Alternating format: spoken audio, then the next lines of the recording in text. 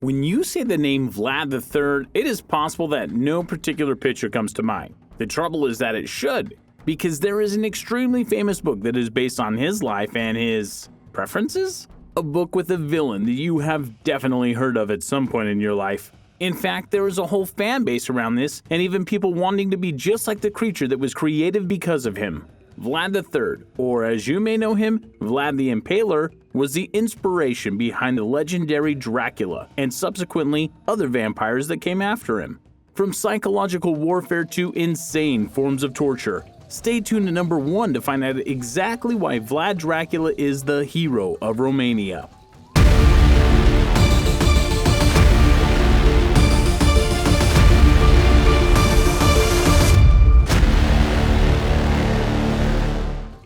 Number 10. Vlad's early days. Believed to be born around 1431, historians believe Vlad's birthplace to be the Transylvanian town of Sighișoara. He was the second-born son of Vlad Dracul, who was the ruler of Wallachia at the time. His mother, on the other hand, is something of a mystery, but is believed to be a noblewoman from Moldavia. At the age of 11, he, his father, and his brother were captured by the Ottomans and imprisoned for a year. At the end of the year, their father was released, but Vlad and his brother Radu were kept as prisoners to ensure that their father would continue to rule as a puppet ruler. Vlad's time with the Turks was not wasted though, as he spent his time as their captive learning and becoming well educated in logic, literature, science, geography, and the Persian language. It is also believed that it was during this time as a prisoner that he first witnessed impalement as a torture technique. A technique he is still today known for, but we'll get to that in a minute. Number 9. The Order of the Dragon. Despite sounding like the name of the next superhero movie, the Order of the Dragon was a group devoted to fighting the enemies of Christianity, in particular the Ottoman Empire and the pagans of the time. Vlad and his father were both part of the order, and Vlad II was so proud to be a member that he even changed his name to Dracul, which means dragon in Romanian, while Vlad III, in turn, changed his name to Dracula, which at the time meant son of the dragon, although modern translations have changed the meaning to closer to the son of the devil. Surprisingly, being part of the Order of the Dragon meant that Vlad was a devout Christian and fought to preserve Christianity in what was then known as Wallachia, although Vlad's version of preserving Christianity still included his tried and tested method of impaling people.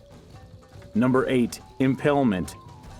As we noted here, as well as in an earlier Zero to Hero video on the worst kings and queens in history, Vlad Tepes loved impaling people. Whatever your crime under Vlad's rule, no matter how small, impalement was the only punishment. Sure, he had other torture techniques that he would use on his enemies, but for anyone who committed a crime under his rule, whether it be for petty theft for food or for murder, they had to face impalement. This may sound ruthless, and perhaps it was, but under Vlad's rule, the crime rate was extremely low, with most fearing that they would be found out and punished. The trouble is that Vlad didn't impale his victims with the purpose of killing them right away, but would actually ensure his victims survived on the spear so that they would suffer for days before eventually succumbing to their wounds or loss of blood. Vlad even had a test he would use in order to see how loyal his subjects were. Number 7. The Golden Cup.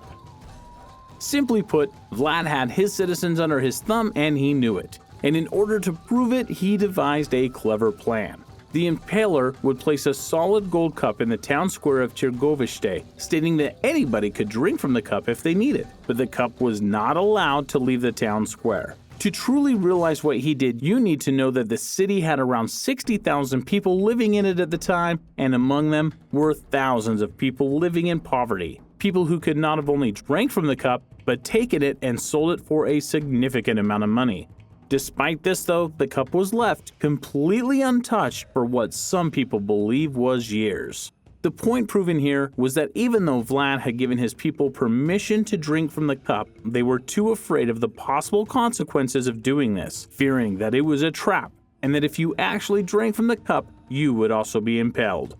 What do you think would have happened to anybody who used the cup? Let us know in the comments below. While you're there, don't forget to click on the subscribe button to follow us for future videos. Number 6. the sick and poor. During Vlad's reign, he became well known for holding feasts in his homes. Unfortunately, anybody who got invited to the feast were extremely reluctant to attend. On one hand, if they did not attend, they would be captured and impaled. On the other hand, if they accepted his invitation to a feast, they could also meet the same fate. Vlad may just have been the inventor of a lose-lose situation. While people were invited to the feast for many different reasons, one day he invited all of the sick and poor from within the city of Turgoviste. Once everybody had eaten their fill, he closed them all inside his home. Changing things up a bit though, rather than impaling them, he burned his own home to the ground, with every single poor or sick person still inside. It is believed that not a single person survived the fire. What possible reason could he have had for this? Well, according to sources, he believed that the poor and sick villagers were ruining the image of his town and they needed to be dealt with. Maybe that is why the cup was left untouched. There was nobody left that could have taken it. Number 5. Poisoned wells. During Vlad's reign, he was under constant threat from the neighboring Turks who were trying to drive him out of his land. Vlad fought back, but eventually he realized that he was being pushed into a corner and ordered his troops to retreat. But we're talking about Vlad. He didn't just retreat, but he also torched his own villages on his way out, burning them to the ground and killing everybody in the village before also poisoning the village's water well. The reason for doing this was clear, so that when the Turks passed through the villages, they could have no satisfaction in killing his people. They were also unable to drink water from the wells without being poisoned and losing troops. A definite example of his psychological warfare tactics, which he is famed for using on multiple occasions. Number 4. Psychological warfare. As if Vlad didn't have an impressive enough kill record, believed to be around 100,000 people by the time he died at age of 45, he also employed psychological warfare to try to deter people from attacking his territory. As we mentioned before, he would torch his own villages and poison his own wells in order to get under his enemy's skin. In the enemy's mind, it generated the fears that if he does this to his own people, what would he do to us? Another well-known case of his psychological warfare was in 1462, when the ruler of Constantinople, Mehmed II, sent an army of around 300,000 soldiers to attack Vlad's army on the banks of the Danube River. After a short battle there, Vlad's outnumbered army launched a tactical retreat, burning food storages and poisoning wells as they withdrew in order to prevent the enemy from being able to eat and drink. Finally, one night, Vlad ordered an army of 10,000 soldiers to attack Mehmed's army in the dead of the night, further weakening the already weakened and starving army. Despite these setbacks, Mehmed continued his march toward Targoviste, and when they arrived, they were greeted by the sight of 20,000 Turkish prisoners impaled outside the city walls.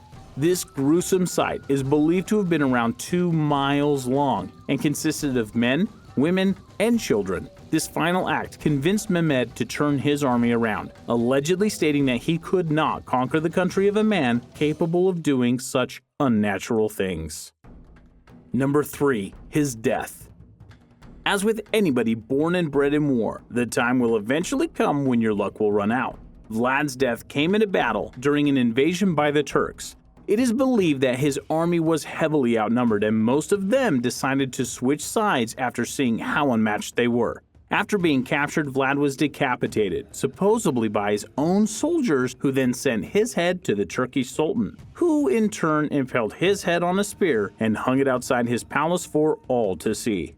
Vlad's body was then buried in a cemetery outside Bucharest, where it disappeared sometime later. Although it is not known exactly what happened to his body in the following years, the common belief is that it was a good target for grave robbers due to him likely being buried with treasure.